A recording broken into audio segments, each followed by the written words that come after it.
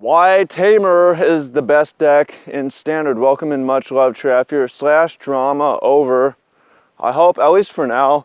You know, the truth is, I can be addicted to controversy, and I think it can be good for business and good for marketing. Sometimes when I'm bored, I like to stir shit up and create it, but I'm satisfied with that for now. That's probably not necessarily the last time you're gonna see that kind of stuff swirling around me. There's been a pattern of that. So, but for now, I said most of the events are finished, and the point at the start of the week was proven, although some mistakes were made and revealed and tried to correct and so on. I can't promise that there aren't more events resulting from all this that I have to talk about, but I believe that's it. And we can come back to that later on if needed. And I wanted to show you that I'm serious about that by going into a topic that is magic related, actually about magic, and will help you in general. So this isn't just welcome and much love, Trav here. Glad to have you back. Glad to be back. Right. So this isn't just about Standard or TEMUR, but just in general. This will give you an idea of how to select decks that we're going to talk about. And I think that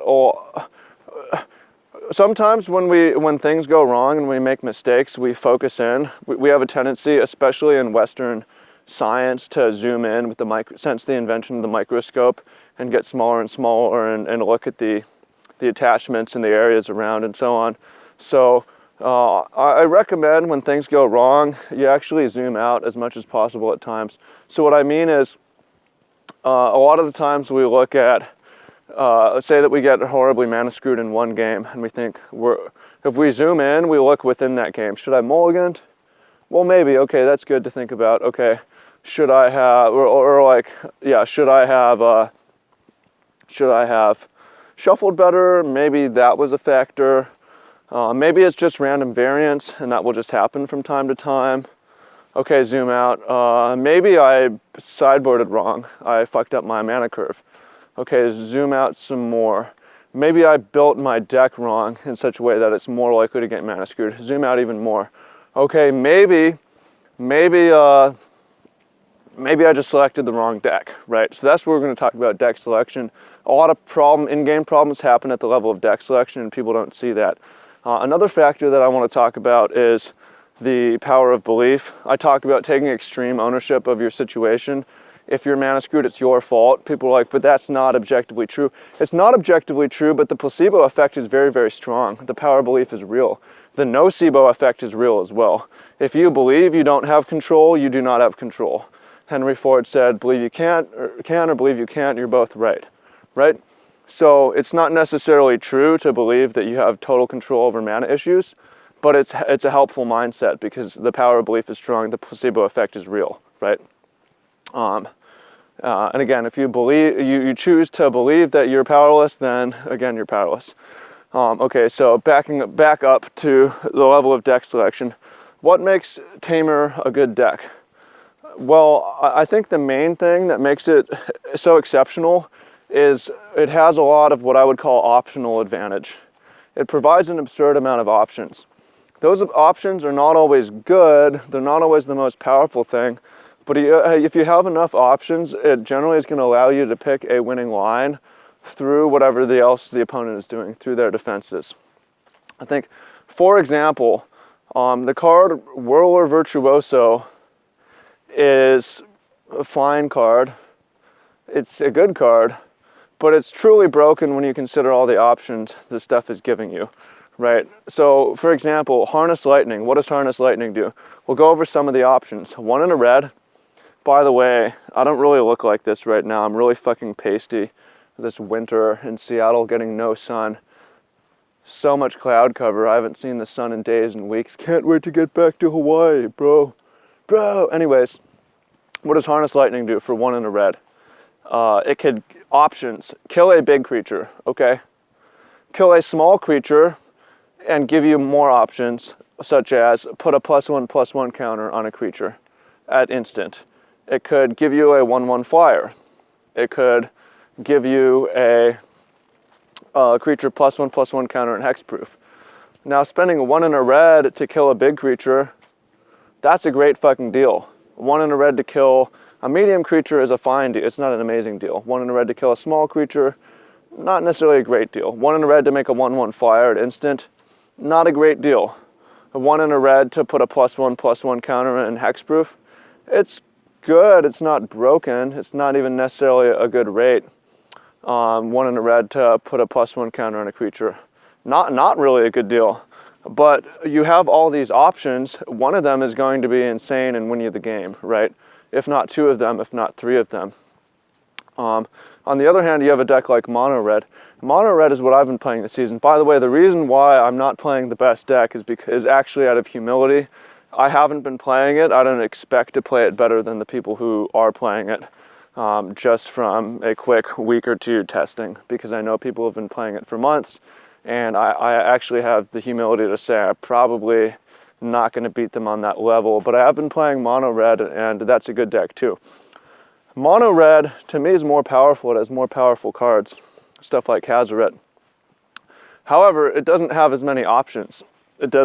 Most of the cards have 1 mode. Although Mono Red is a deck that does have a good amount of options. Shock can kill a creature, go to the face. Lightning Strike can kill a creature, go to the face. One of the lines of clearing out your opponent's creatures and attacking, or going to the face to burn them out. One of those options is going to lead to victory some of the time, but it would be nice to have a 3rd, 4th, 5th option. And that's what TEMUR does, is it gives you 3rd, 4th, 5th, 6th options of what you can do. That's also a reason why the best players tend to win a lot with this deck compared to average players. Still win, but it's not winning on raw. It's winning on some raw power level, but it's more winning on raw options. And the average player can't quite do as much with options because they can't necessarily foresee the winning lines of play as well. And over time, the difference between making 90% correct option decision and 50% correct option decision is really going to be magnified across the tournament, which is why we see the best players play TEMUR or Energy, and the best players do great with Energy. And average players can do well, but they're rarely the ones winning the tournament. And that's also a reason why I think Energy is a fine boogeyman. It's a fine deck. I've talking to some people inside Wizards about this at holiday parties and stuff like that, about, is TEMUR Energy a problem? Like, what do we do about this? And my feeling on Standard is always going to be a little bit slow. People want faster patches and updates, but kind of the nature of Standard is if you don't like it, you may have to wait a year, actually. You may have to wait 4 months for the next set. We'll shake it up, the next rotation. That's always how it's been. I think the internet and so on has made people less patient for that sort of thing, and other games have made people less patient where they actually leave the game and maybe they come back later on. That said, a lot of players are used to it, and it's not just important to have diversity of decks and ability to build various things. It's not just important to have that. I think it's important that the quality of play is high when playing against the most popular deck, because there's always going to be a most popular deck. It's not even always going to be the best deck. People just save time. People have real jobs. They're going to net deck. They're going to copy stuff. That's fine. So it's important that it's okay to play against. So the TEMUR deck, playing against it, and we're going to talk about some other things, like what makes it good is not that it's broken, is that it provides a lot of options. So the games tend to be really interesting playing against TEMUR. They tend to be highly interactive. They tend to feel like you have a chance. They tend to not feel like you're just getting beaten down on raw card power. And I think that's a great thing, and why it's I personally don't mind not even playing it, but playing against it a lot, because I've come to expect that from playing a lot of Magic, and at least it's not Marvel. At least it's not Saheeli, right? Marvel is a deck that doesn't necessarily provides trying to do one thing, which is Marvel into Ulamog, and that was really dumb. Anyone can do that. Best players are going to have an edge, but anyone can flip 6 and see if they hit Ulamog. That was really frustrating to play against. Even though there were maybe more viable decks then, that was really, really obnoxious to play against, because it felt like you're getting crushed on randomness and raw card power, and not on your opponent being good. The same thing with Saheeli. It's just like, this is a stupid fucking combo right here that I'm dead to on turn 4 in standard. Why is this, how is this even a thing? This is broken. It has nothing to do with my opponent's play skill, or very little.